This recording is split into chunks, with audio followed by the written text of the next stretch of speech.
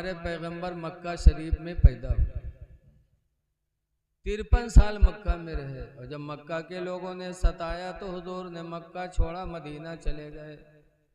पता चला कि जब दीन पर अमल करना मुश्किल हो जाए तो इंसान वहां से हिजरत कर जाए, वहां न रहे। ऐसी जगह भी न रहे जहां अज़ान की आवाज कानों में न पहुंचे। इसीलिए हुजूर फरमाते हैं अस्सूमु फिल मरअति वद्दारी वल फरसे, कि नहूसत 3 चीजों में होती है। 3 चीजों में नहूसत होती है, एक तो घर में, दूसरे औरत में, और तीसरे सवारी में। घर की नहूसत क्या है? हदीस में आया कि जिस घर में अज़ान की आवाज न पहुंचे वो घर मनहूस है।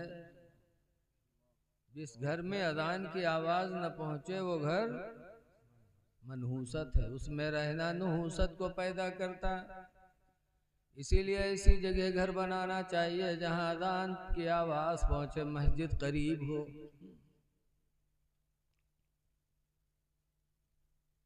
इसीलिए हजरत अली शेर खुदा के ज़माने में एक आदमी ने अपना मकान बेचा, दूसरे ने खरीदा, और वह मकान ऐसी जगह पर था जहां अज़ान की आवाज़ नहीं पहुंचा करती थी। जब मकान खरीदने के बाद हजरत अली के पास बैनामा के लिए दोनों गए तो हजरत अली ने अपने मुंशी से कहा कलम कागज़ उठाओ, लिखो बैनामा।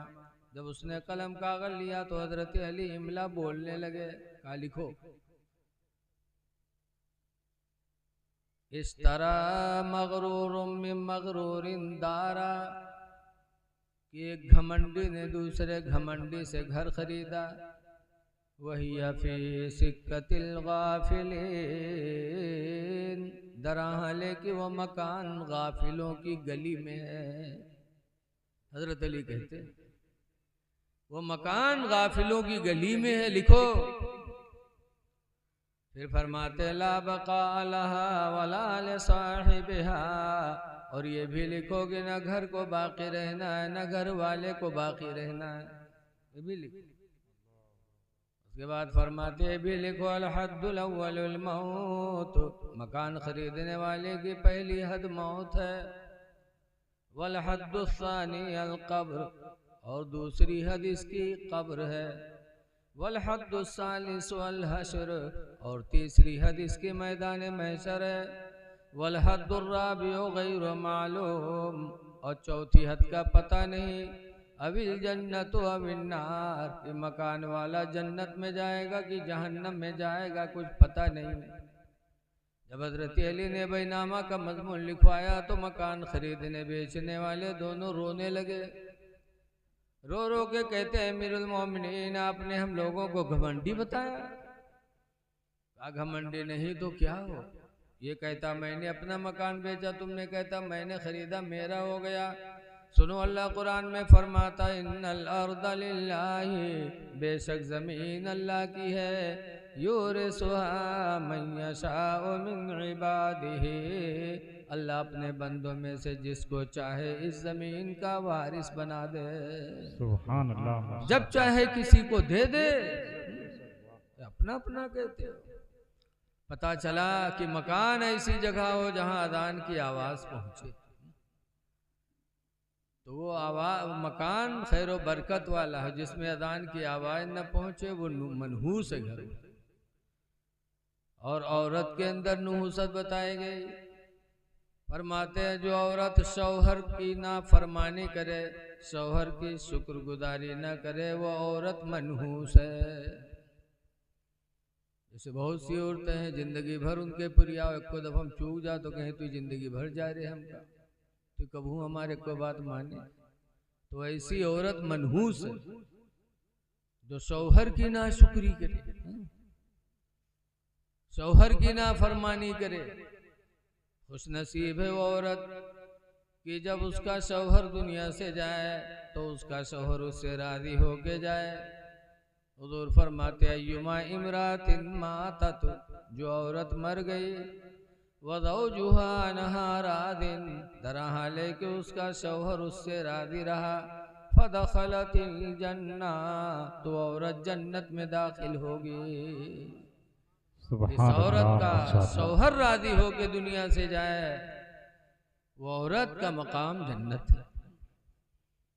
तो औरत में भी नुहूसत है,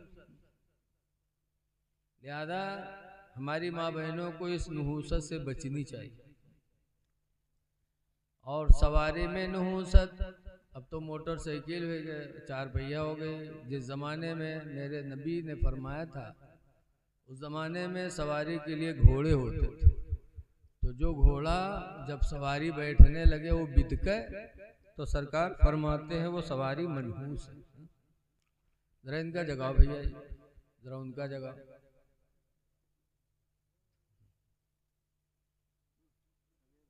अल्लाह जाने मिलाद मावत है तो ऐसा आदमी के नींद सवार होती ही मेरा गई है, जैसे लागत है जैसे चूहे दवा नहीं खाए लेते, तो ऐसे ऐसे करते दबा दबा। और कहूँ नाच में है जैसे तो टकटकी बांध के दिखी कि को चक्कर चूट न जाए। अरे मिलाद में आए हो तो थोड़ा मुतहर्रिक होके बैठो, जाग लो। जागना है जाग लो अफलाक के साए तले, जागना है जाग लो अफलाक के साए तले, हश्र तक सोना पड़ेगा खाक के साए तले, हश्र तक सोना पड़ेगा खाक के साए तले। तो मेहमान की इज्जत करो, जब मेहमान आए तो मुस्कुरा के सलाम। लेकिन आज देखा जाता है मेहमान आवत है तो मुस्किया करत है, और घर वाला का काहे कि आया है तो खाना देना पड़े। ये लोगों मेहमान आता है तो अपनी रोजी खा के जाता है। इसीलिए अरब वाले शाम हो जाती हो कोई मेहमान नहीं पहुंचता, तो अरब वाले अपने दरवाजे पर खड़े होकर दुआ मांगते शाम को कि इलाही कोई मेहमान भेज दे, इसलिए कि मेहमान आएगा, खाएगा अपनी रोजी और दुआ हमें दे के जाएगा। सुभान अल्लाह, माशाअल्लाह। तो मेहमान की इज्जत करो, जब आए तो उसके साथ बैठो, अपना वक्त भी खर्च करो।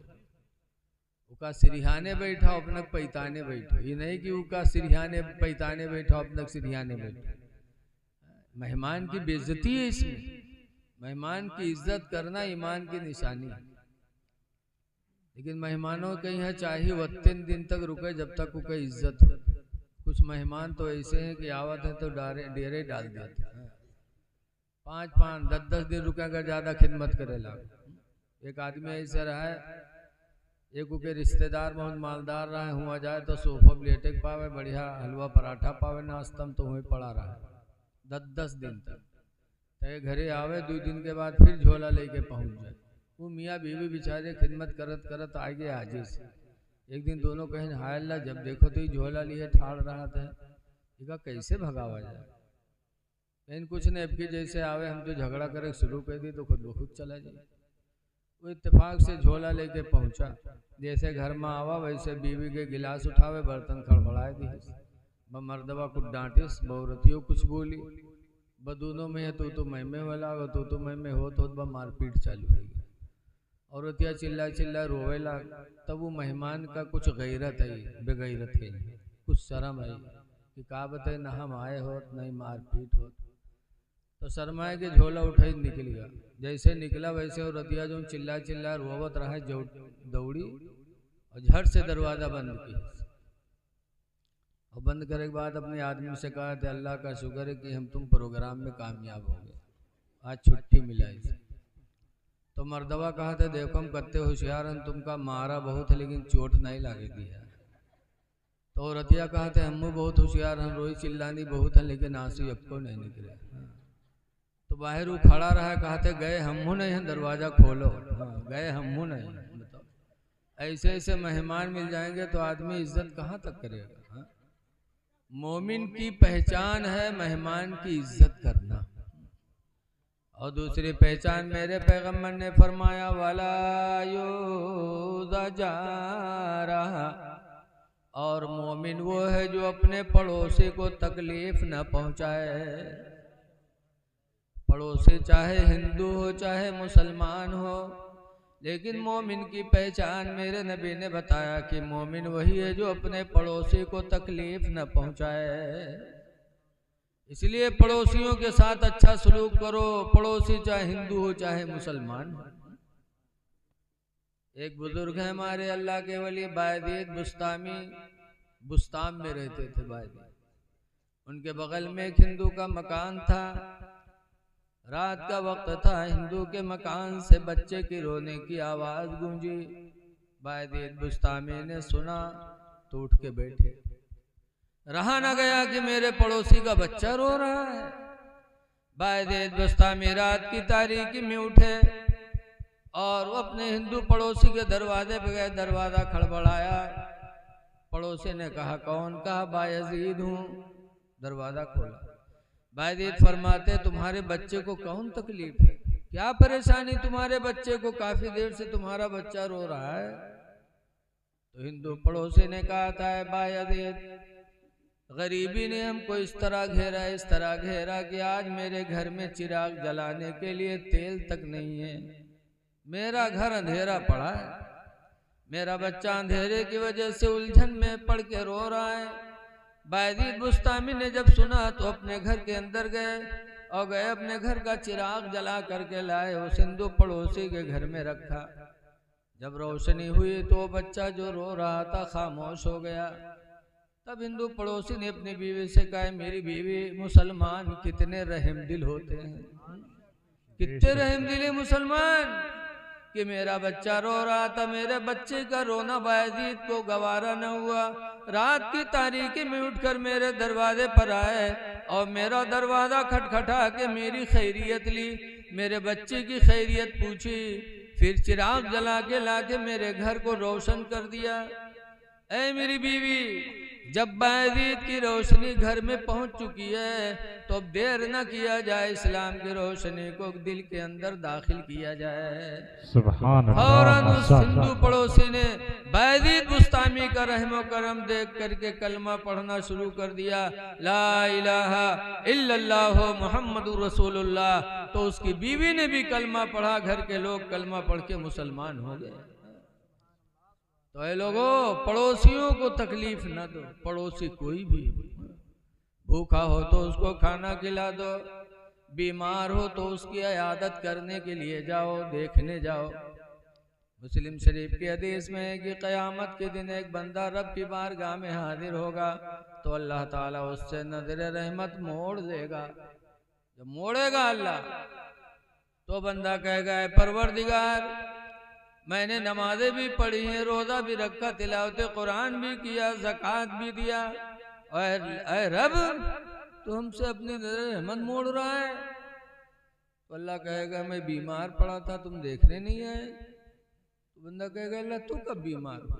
बीमार होना तो बंदों की सिफत है, तू तो परवरदिगार है, तू कब बीमार हुआ? तो अल्लाह कहेगा तेरा फला पड़ोसी बीमार था, तू अपने बीमार पड़ोसी को देखने नहीं गया। अगर तू वहाँ देखने जाता तो मैं अपने बीमार बंदे के पास मौजूद था, तेरी मुलाकात हो जाती।